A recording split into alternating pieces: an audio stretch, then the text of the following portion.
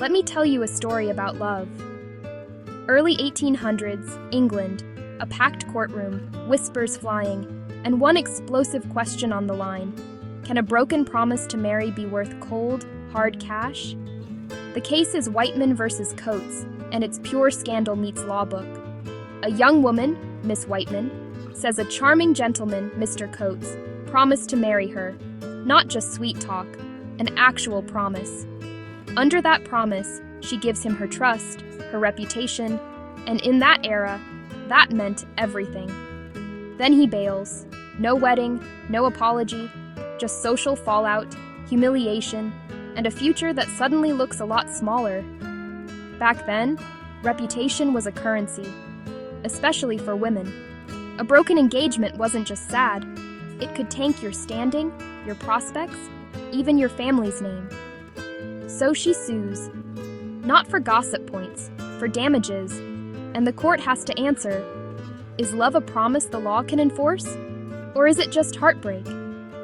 Here's the shocker. The court says, yes, this is a contract. If you promise to marry and the other person relies on that promise, breaking it isn't just rude, it's actionable. The judges recognize what they call heart balm damages. That means money for the real-life fallout. Mental anguish, embarrassment, loss of social standing, and, this is key, if the promise led to intimacy under the expectation of marriage, the harm is even greater. In plain English, your word about marriage has legal weight. You can't play fiancé and walk away without consequences.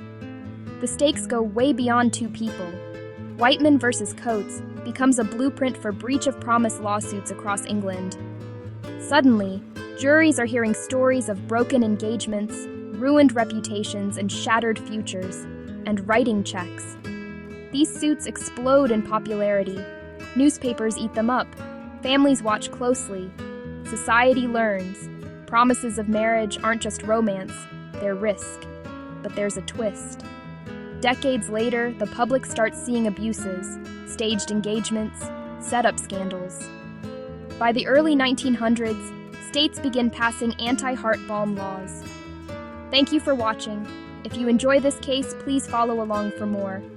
See you on the next one.